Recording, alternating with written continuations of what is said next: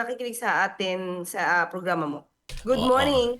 Okay. Kung He Fat Choi kahit tapos na kahapon. Yes. Sino yan, Kuwela? Yun ba yun? Anong ibig sabihin ng Yusek? Happy New Year. Gano'n ba yun? Pero usually ano yan Kong Hei Oo, Patsoy. meron tayong Kong Si Patsay. Kung He Fat Choi. Oo. Sabi ko nga, ano ba talaga yung ano dyan? Tama. Pare-pareho lang daw Kasi pala. pagka parang Kong Si Patsay, parang ano yan parang wishing you prosperity. Ah, Pero pag Sinyan Kuwela, yun yung New Year, Happy New Year. Happy New Year. Literal na Happy New Year. Okay. Paano uli yun, Yusek? Pardon? Sinyan Kuwela. Tinyong Sinyan Kuwela. Sinyan Kwaila. Mandarin siya. Sinyan Mandarin. Kuwela. Sinyan Kwaila. Ganun talaga yung ano to. Yan. Sinyan Sinyan Kwaila. Kwaila. Ay, hindi pa. Wag yung ito. Sinyan Kuwela. Sinyan Kuwela. Parang Oo. Happy New Year. So dapat happy din, 'di ba? Yung pag ano mo, Oo. pagbigkas mo. Oh, so anyway, belated. Singwang Kwaila. Yan. Alright. Una, umpisahan natin na Yuseg. Itong pabahay, di ba? Pambansang pabahay para sa Pilipino. 4PH. Okay, binanggit ito nung nakarang araw ng ating Pangulo. Nasa 423,000 housing units na pala ang naitayo ng kasalukuyang administrasyon partner mula 2022. So, ang target, tama ba, hanggang mula 2022 hanggang 2026 of January, 423,000. Yes, oo. Pero syempre, mas gusto ng Pangulo, mas marami. Kasi medyo naantala yung ibang proyekto eh. Oo. Diba? So, ginagampanan ngayon, pero nagsusumika pa na yung projection ba? Oo. Hindi man makuha lahat siguro, magawa lahat, pero mabilis na pinapagawa ng Pangulo para mas maraming magkaroon ng pabahay sa ating mga kababayan. Tama ba, libre o Hindi, merong maliit na halaga na kakayanin ng ating mga kababayan. oo, kasi alam mo, ang ganitong klaseng mga usapin, balita, hindi gaano tinatalakay. Mas pinag-uusapan yung mga mainit na samantala, itong ganitong klaseng balita dapat natin maibahagi. Problema to ng karamihan ng mga Pilipino, walang bahay. Mm. Oo. At ang kasalukuyang administrasyon, may ganitong programa ngayon ang Marcos Administration. Okay? Pabahay para sa lahat ito ng Pilipino. Oo. Saka meron pa ha, kasi nakikipag-usap din tayo syempre ang administrasyon sa pag-ibig para mas maliit na interest yung dapat na mabayaran. Mm-mm. Mas kaya. Mm-mm. Ito ba yung parang condominium, Yusek? Style? Vertical. Vertical. Oo. So kasalukuyan saan-saan na naitayo ang pambansang pabahay para sa Pilipino? Partner, oo, hahanapin ko lang yung Oo. aking records kasi hindi Sige, yung sige, sinabi partner. sa akin na pag-uusapan natin, hindi ko hawak yung papel. Oo. Oo, hindi ko hawak yung papel. Sige, Oo. sa susunod partner, oo. Kasi talagang, sabi ko nga, mahalaga tong ibahagi natin sa ating mga Yes, kababayan. Opo. Ay bukod doon, syempre, yung libreng kuryente din para sa mga miyembro ng 4Ps. Meron na nag-start na. Meron Oo. kami nakita ha. Oo, na nagpakita zero talaga yung kanyang billing. Wow. Oo. Meron na. Oo. Sabi nga ng Pangulo, mahirap na nga. Pinapahirapan nyo pa, di ba, sa pagbibigay ng ganitong klaseng mga programa, partner. So, paano ba pinasimple? Kasi parang 50 kilowatt per kilowatt hour, pababa libre na pag miyembro ng 4Ps. Pag naka-register sila, Oo. oo, so madali na yan, parang automatic na yan, partner. Oo. Pero may mga panuntunan pala rito, partner. Dapat ikaw ay may-ari ng bahay. Sa'yo yung bahay. Pag umuupa ka lang, hindi kasama. Parang ganon. Hindi ko masyadong kabisado, partner, yung Oo. pinaka-mechanics niyan. Pero, kung ikaw ay may-ari ng bahay, parang dapat yung umuupa din. Kaya lang dapat nakarehistro, partner. Oo. Yun nga. Dapat oo. nakarehistro.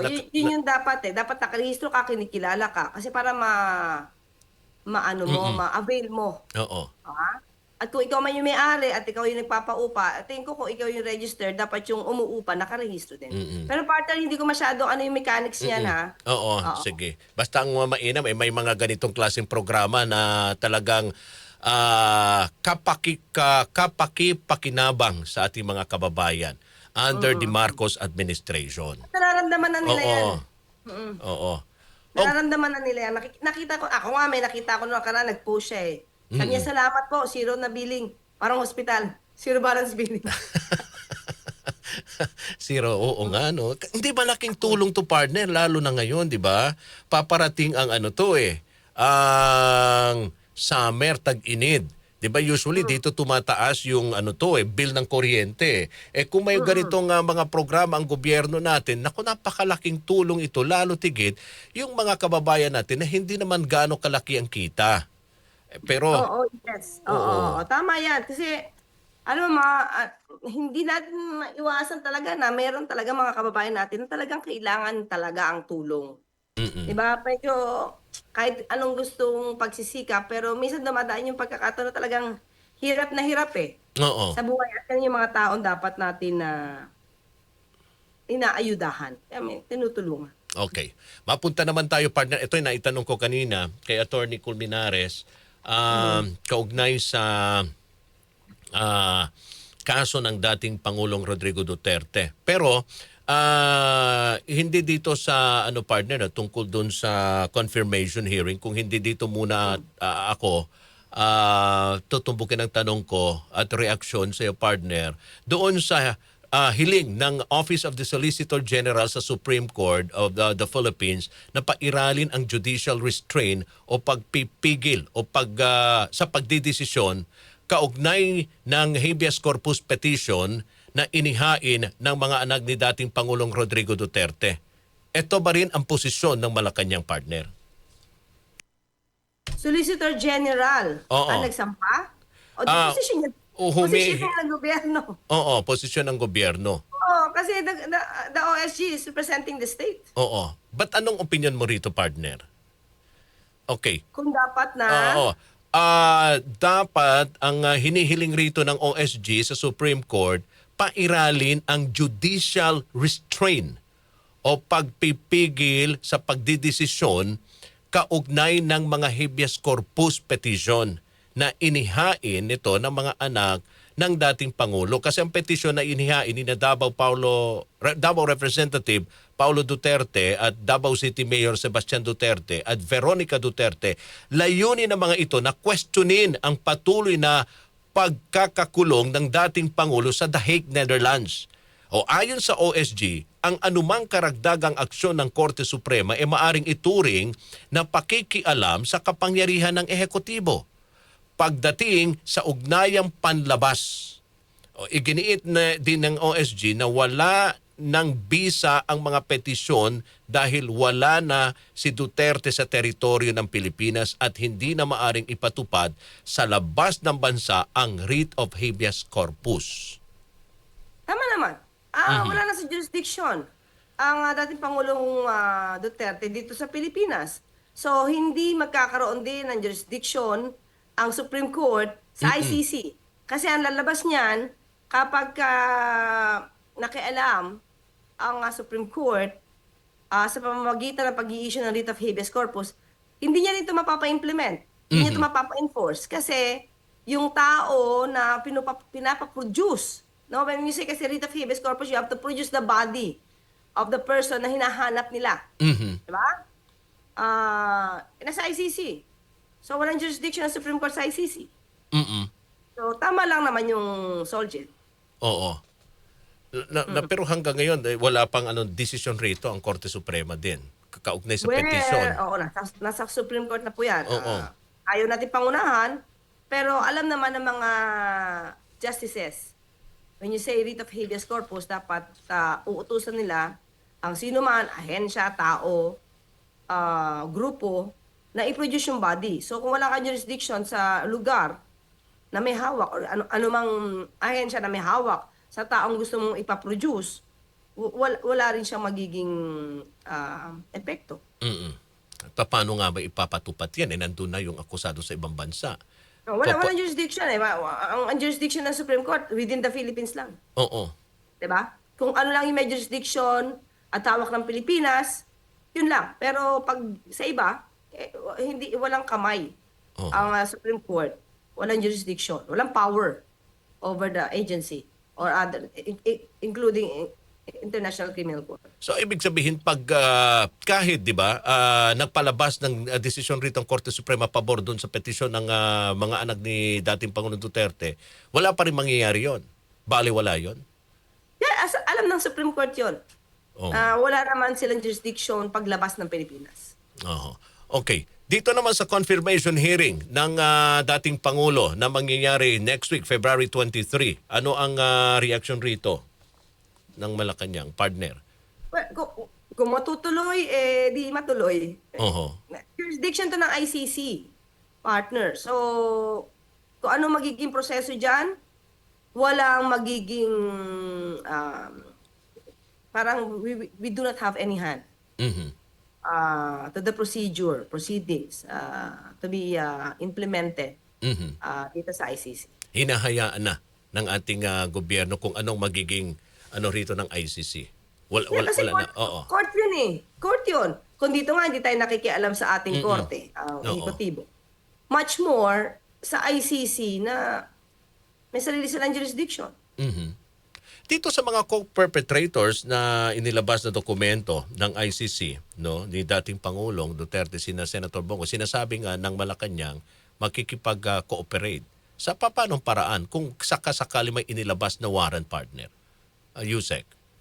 Una, meron tayong batas. Oo. RA 9851. Oho. Sa RA 9851, may section 17 dyan kung saan sinasabi na kung ang isang kaso, katulad ng crimes against humanity, Mm-mm. Genocide, ay dinidinig na sa state, sa ibang bansa, or sa international tribunal, katulad ng International Criminal Court. Ang bansa natin na Pilipinas ay maaaring i-waive na yung karapatan, i-dispense with yung pag-iimbestiga, yung pag-hearing sa nasabing same case. Ibibigay na yan sa state or sa International Criminal Court na siyang dumidinig na. Kumbaga nakapag-umpisa na. Mhm. So, sinusunod lang natin yung batas natin dito. Sinunod ng administrasyon ang nangyari kay dating Pangulong Duterte nung siya ay isurrender Mhm. sa International Court. Kasi nakasaad yun sa sarili nating batas. Itong batas na to ay 2009 pa na isa batas ito. Mhm. Pangalawa, meron tayong obligasyon na makipag-cooperate sa Interpol. At meron tayong tinatawag partner na residual obligation. Mhm. Nakasaad din kasi sa Rome Statute na Article 127 na kahit ikaw ay nag-withdraw na, lahat ng mga nangyari na ganap nung ikaw ay miyembro pa, ay dapat mong gampanan. Oho. So, ang kasong ito ni dating Pangulong Duterte at ng mga co-perpetrators or mga kasabwat di umano sa pagsasagawa ng karumal-dumal na EJK or extrajudicial killings ay naganap noong November 2011 to March 16, 2019. Oho. Kung kailan tayo pa miyembro ng The Hague or the ICC at na Rome Statute. So, may obligasyon tayo. Mm-mm. Bilang dating miyembro, tumutupad lang tayo sa ating batas at tumutupad din tayo sa ating obligation sa Interpol. Mm-mm. So, ang ibig bang sabihin, binabanggit mo, Yusek, kung paano yung naging proseso sa pagpapaaresto kay dating Pangulong Duterte nung lumabas na yung warrant of arrest galing sa ICC, ganun din ang posibleng mangyari rito sa mga di umano'y perpetrators ng dating Pangulo kung may warrant of arrest na sila. Yes, malamang. Kasi kung Oo. pinapatupad lang naman natin yung ating batas, ay maaaring ganon ang mangyari. Oo. Pero ang sabi naman ng DOJ, hanggat walang warrant of arrest, Mm-mm. ay wala naman dapat ipatupad. Wala. At Oo. titignan din nila kung ano ang magiging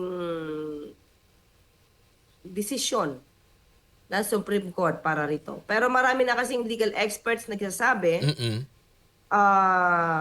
na hindi dapat dumaan sa local courts. Ang warrant of arrest na ang nag-issue Mm-mm. ay korte din na International Criminal Court. Mm-mm. At kung tumutupad lang naman tayo sa batas ng RA 9851, hindi kinakailangan na dumaan pa sa local court ang pagsisilbi ng warrant of arrest na manggagaling mismo sa ICC. Okay. Dito naman tayo, partner, sa world war ng embahada ng China at ng ilang mga opisyal natin, ng lider ng ating bansa, lalo na dyan sa Senado. Well, sabi nyo, pagbabanta, di ba, sa ating mga manggagawa. Okay, na posibleng mawala ng trabaho. Walang, parehong gusto magkaroon ng dialogo. Okay? Pero, walang nagpapakita ng senyales sino ba dapat ang mag-uumpisa. Okay. Willing ba ang ating gobyerno na tayo mag-initiate ng dialogo with yung mga opisyal ng embahada ng China para maayos na itong umiinit na world war? Alam mo, nagsalita na kasi yung DFA. Diba? On our part, sa parte ng ating administrasyon, pinakiusapan na ng DFA na dapat na may mutual respect sa bawat pagsasalita. Dapat pareho. Parehong bansa. Diba? Kung willing naman lahat na mag-usap ng in a friendly dialogue, yun naman ang gusto ng gobyerno natin. Diba? Mahirap kasing magsalita at baka ma-misinterpret na naman at pag umpisahan na naman ng hindi magandang sagutan. Pero ang sabi nga ng DFA, dapat pareho. Okay. Hindi pwedeng sa atin lang magmula, hindi pwedeng sa China lang magmula. Nangyayari lang dito, kasi dito ay nagkakasagutan lang, dapat pareho magbigayan. Yan lang naman ang at dapat partner rito nagkakaisa. 'Di ba? Ang lalo tigit ang ating mga lider pagdating sa usapin ng ating soberenya. Hindi watag-watag ang opinion din. Kasi lalo kasi tuloy ang taong bayan nalilito, naliligaw. 'Di ba, sa usapin ng teritoryo ng ating bansa. Siguro kasi wag din man simulan ng mga ibang mali-maling impormasyon na nagpapababa sa interes ng Pilipinas. 'Di ba? Tayong mga Pilipino, lahat tayong dapat nagkakaisa. 'Di ba? Kung ano yung pinaglalaban natin na interes na naaayon sa UNCLOS, naaayon sa arbitral ruling, naaayon sa ating sa batas, yun na lang sana, no, ang ating isusog, ang ating ipaglaban in a diplomatic manner. Ba? Kasi kung magkakaiba-iba tayo ng kwento at ipapakita nyo na ang Pilipinas ay walang karapatan sa ganito, kapwa Pilipino sabi ng ganyan, nakakagulo lang kayo sa sitwasyon. Diba?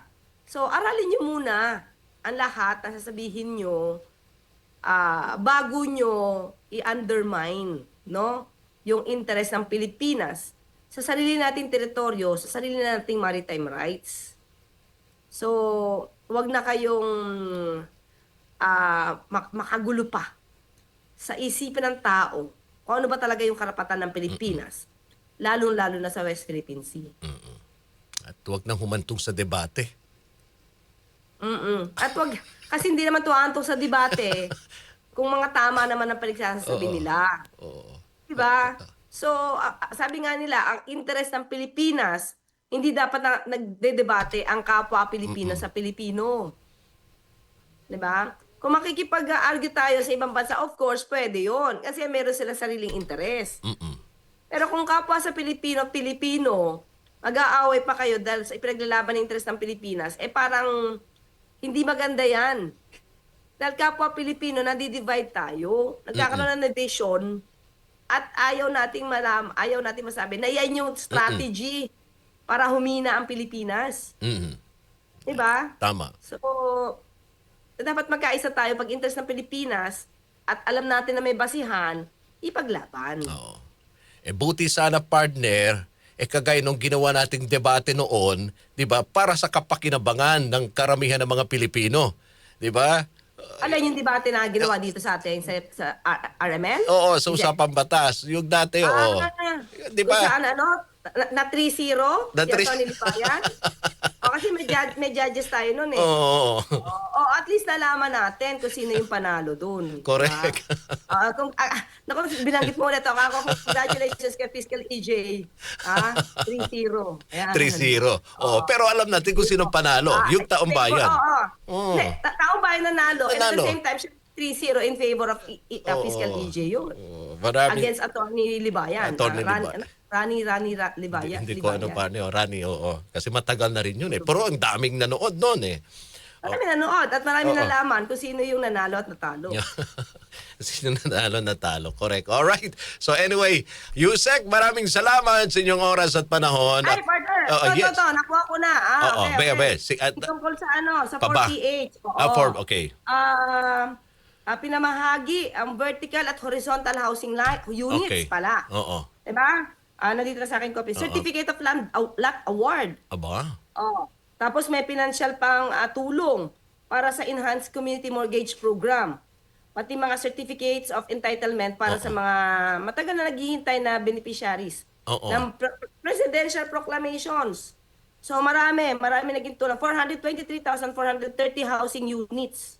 Mhm. Oo, tignan ko lang mga partner, no? Hindi ko na isama sa aking report ang pinakalugar. Mamaya siguro titignan ko na lang dito. Oo. Pero ito ba yung pinapakita? Tama ba, partner? Vertical and housing, oo. Isa lang to sa mga halimbawa, no? Itong pinapakita natin, pina-flash natin ngayon sa ating, yan, vertical house. Yes, vertical, vertical and actually horizontal. Horizontal. So, kasi pag vertical, mas maraming pabahay. Oo. Tama. Mas maraming isa lote, pag kasi vertical, mga parang condo type, mas maraming mabibigyan ng housing units. Ayun. Alright, sige. Hello, sabi ni Maylin. Hello, Yusek. Dan si Maylin. Talagang aga-aga. Di ba? Gumising Thank you, talaga siya na Maylin. maaga. Si DJ Byron MTV. Aba. Si DJ Byron. Oo. Aga din talaga. Sabi pa DJ niya, Byron. 3-0, aray ko. Aray. Oo.